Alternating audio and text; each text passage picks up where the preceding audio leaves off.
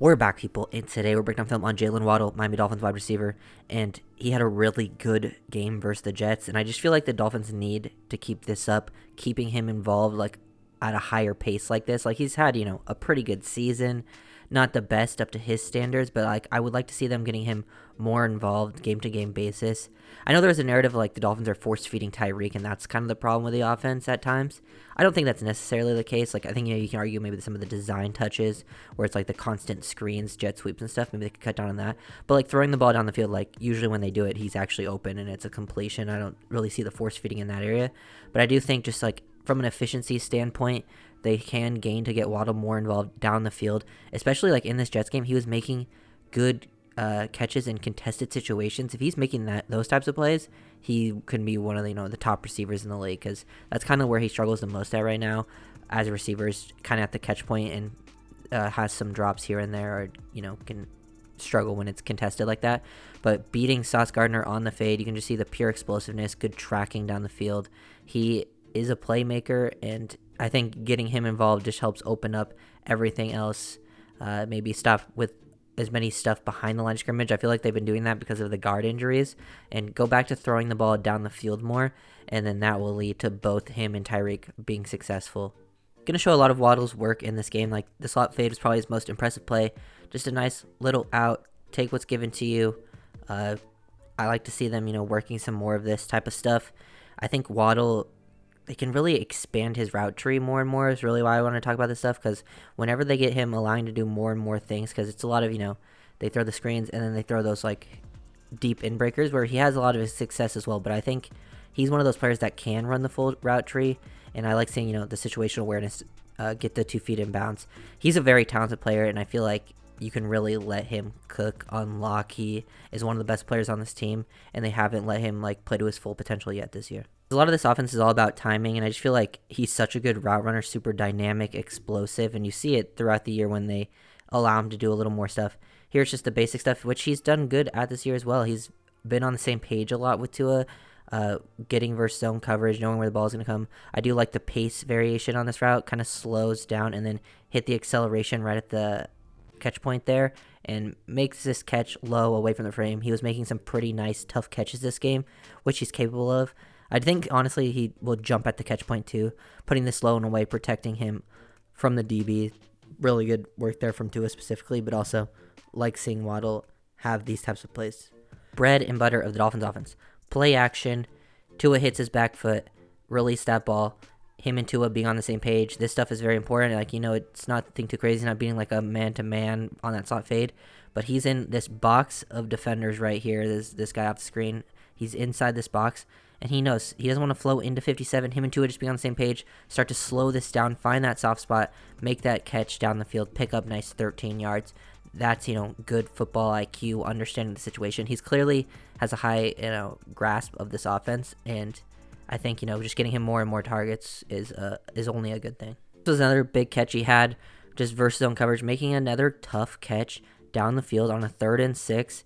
You can see he's so explosive too. Just his movement skills is off the charts, which is definitely important. It's fun to see. It doesn't really matter too much on this specific play, but you can just see the footwork, the understanding, like if he had to beat man-to-man attack leverage, knows how to create separation, make that adjustment. We'd like to see him maybe take a step back towards the ball in that situation next time, just so, in case the safety gets there a step earlier, he could position himself. But he does make another catch in a tight area in a big situation in this game, and that's only, good signs for Waddle. Waddle was converting some 3rd downs in this game, another 3rd and 5 situation. I like using him in these bunches, getting him some free releases, find the soft spot in the zone again, just working the middle of the field. He did it, in multiple different ways, different routes from different alignments. This is the stuff you want to see from a guy who's he's so good, he's so talented, and I feel like, he hasn't had the chance he had some injuries early on, missed some of the bigger offensive games the Dolphins have, like the Broncos game,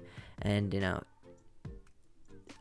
little banged up here and there, nothing like too crazy, but just keeping him involved consistently. I think it's less about, them force feeding Tyreek. They can give Tyreek like the same target share. They just have to stay on the field, be more efficient, and you can still like get more targets out to Waddle. This is one of the plays where Waddle doesn't get a target deep down the field, but he is able to just the explosiveness off the ball. He actually has, I feel like, given Sauce a harder time than most receivers. If you just really watch the film, he's actually like beaten Sauce multiple times throughout the years, even when he's not getting targeted.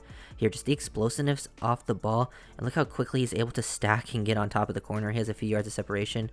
It's a tough throw to make either way, but you can see that opportunity is there. They take it underneath, convert the first down. He's more of just like the clear out option on this, but you can just see how explosive he is down the field. I wouldn't mind giving him some more deep shots for sure.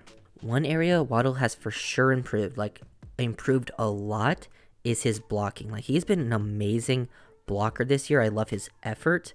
He's out there putting in work. I've seen him put some guys down. I mean, on that one, the guy kind of slips, but he's able to get body on two defenders there. This is really good stuff from Waddle. He's been so aggressive out there, good technique, staying square. But as you can see, he takes on 21 right here, moves him out to the side, and once he sees that guy slip, he's like, whoop, might as well go and cut off 4-2. Takes two guys basically out of the play on the screen to Tyreek Hill.